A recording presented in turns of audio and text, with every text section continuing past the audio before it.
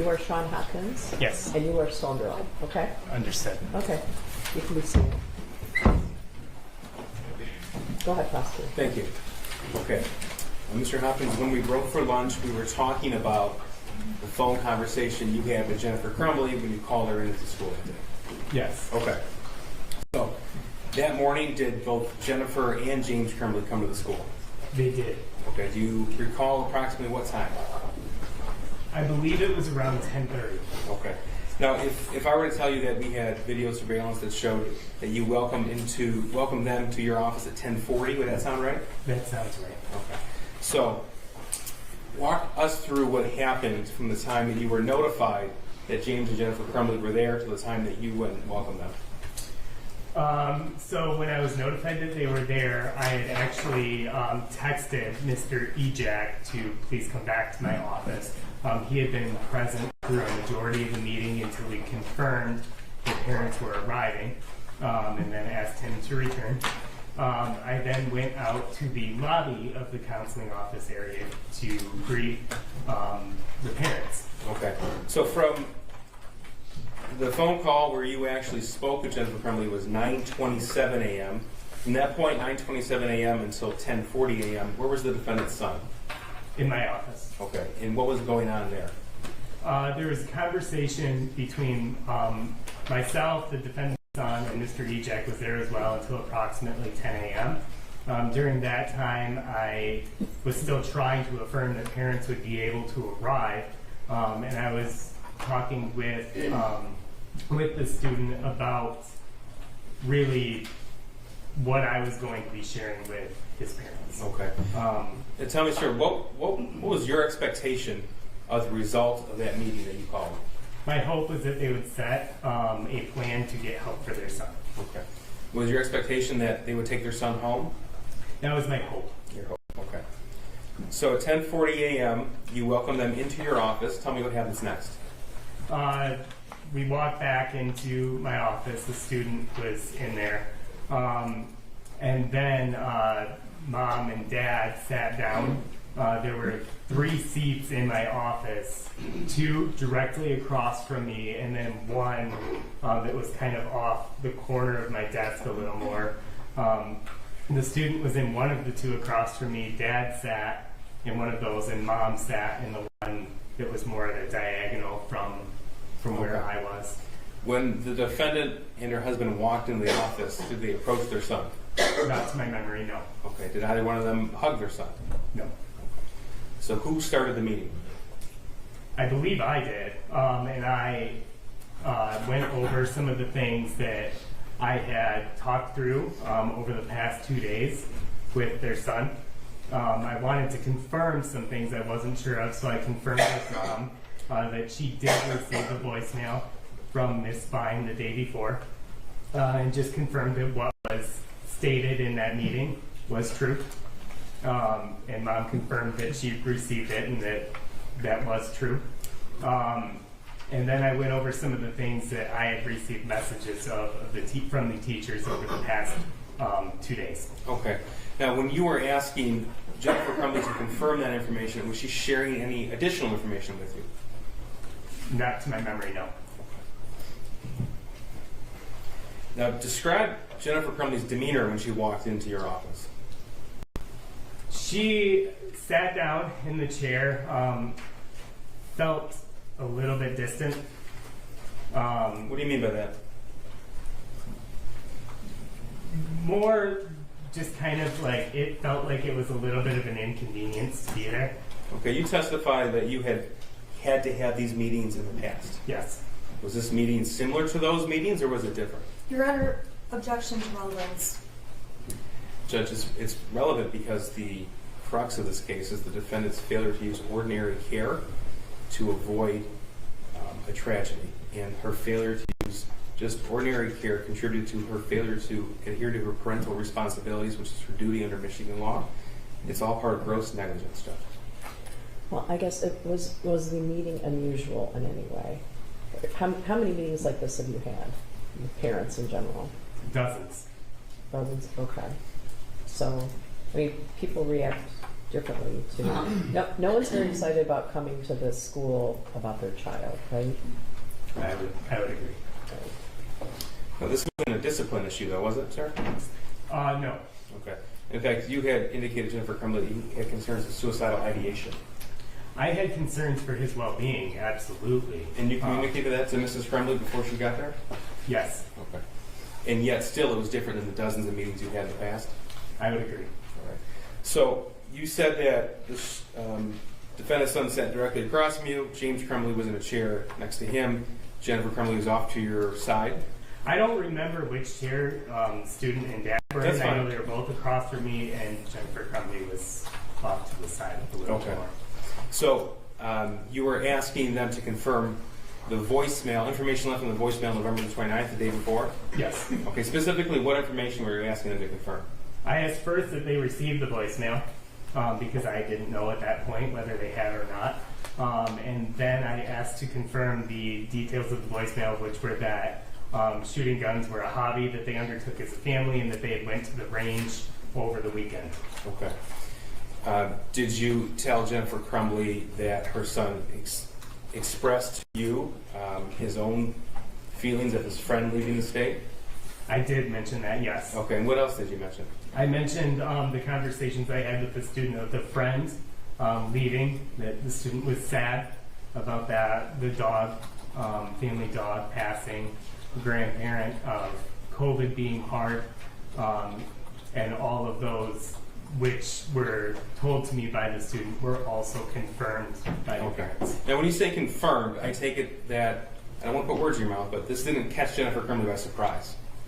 It did not feel as though it was new information to the parents. All right. Now, you testified that it was your hope that they would take him home that day. What do you mean by that? I wanted to make sure the student was able to get the support that I felt was needed, and I was wanting it to be as soon as possible. Okay. Did you feel like that he could be left alone at that point? I did not want him left alone at that point. In fact, that's why I kept him in my office until I could make contact with parents. Okay. And you communicated that to the defendant? I do not remember if I communicated that to the defendant. So when you discussed, well, first of all, did you communicate your hope that they take him home to the defendant? Yes, my words were I want him to be seen as soon as possible, today if possible, and I actually provided a list of mental health resources and handed that to Mom. Now, when you say a list of mental health resources, could you explain a little bit more what that means? Yeah, it was multiple pages of different services throughout the area, what they specialized in, whether they accepted insurance or not, and contact information for those different therapeutic options. Okay, and that was actually provided to the defendant and her husband? I handed it to Mom. Okay. Now, when you communicated your expectation, what was Jennifer Crumbley's response? I didn't feel as if it was going to be an absolute no, but it was made quite clear that it wasn't possible to do it that day. Why do you say it was made clear it wasn't possible to do it that That day? they had to return to work and they were unable to do it that day. So who said that? Mom. Mom is in Jennifer Crumbley? Yes. Did she speak for James, or did James speak as well? I don't remember James speaking on that topic. So what happened next? My comment was, then I said I'd like to see him as soon as possible. Today is possible. I was told today is not possible, so I said, is 48 hours possible? I will be following up.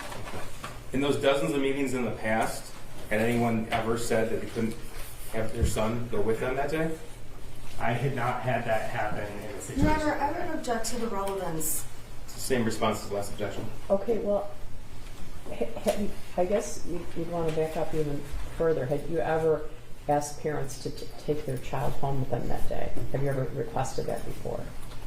I've encouraged parents to be able to get their son and or daughter help and therapy. I had never had it where it was feeling like I needed to push to make it happen. And you say the feeling like you needed to push to make it happen, that's what you're experiencing November the 30th, 2021. That is correct. Okay. So tell me what's going on through your mind at this point.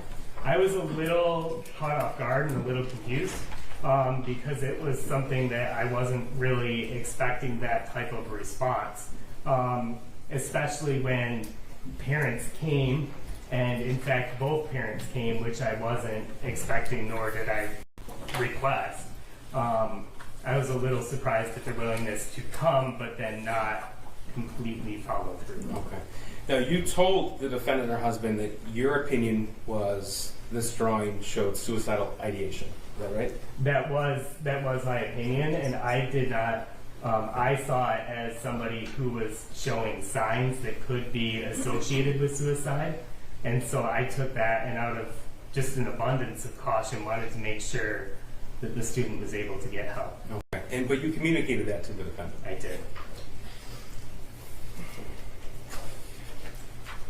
Did you specifically ask them to take him home that day? I did not specifically ask them to take them home. I asked them to take him to get help and therapeutic help. Now, when it was made clear to you that Jennifer Crumbley was not going to take her son home, and neither was James, what is your next step? My next step was to try and think of what is best for the student in front of me in this moment. Okay. And tell me about your decision process. When I looked through it, it was clear they weren't going to take him that day. So my first thought was, I don't want him alone. I want to make sure somebody who's experiencing... Why didn't you want him alone? Because I don't want a student who may be suicidal alone. Okay. I cut you off. Please continue. I then, after determining I didn't want him alone, I went through different options of what needed to happen. At that point, the student had requested to be able to stay in class, and parents were on board with him staying in class as a good placement. I was with our dean, who would be the person who does discipline, and of the 4 adults in the room, I'm the one who can't remove a student from class. So I asked our dean if there was any reason from a discipline standpoint or anything that he needed to do from a discipline standpoint that would prevent the student from returning to class. And the response there? No. Okay. So you told us that you were taken aback. You were a bit confused by the response of the defendant. And now you moved on to your next decision with the information in front of you. Is that when you turned to Mr. Ejak and requested information regarding discipline? It is. Okay. And how did the meeting end? Tell us about that. The meeting at that point ended fairly abruptly. What do you mean by that?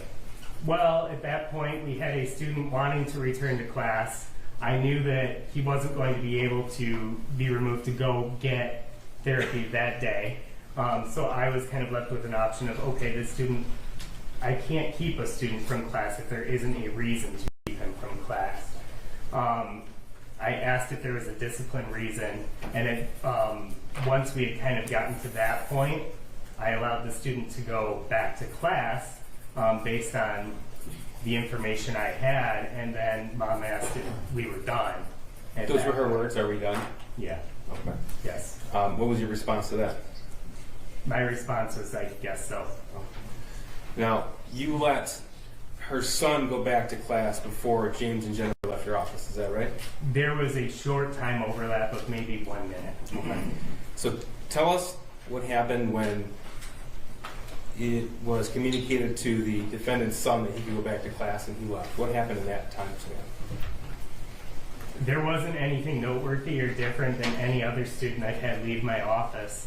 I wrote a pass to allow him back into the classroom, and he had his belongings and went to class. When he left, did either James or Jennifer hug him? Not to my memory, no. Did they say anything to him?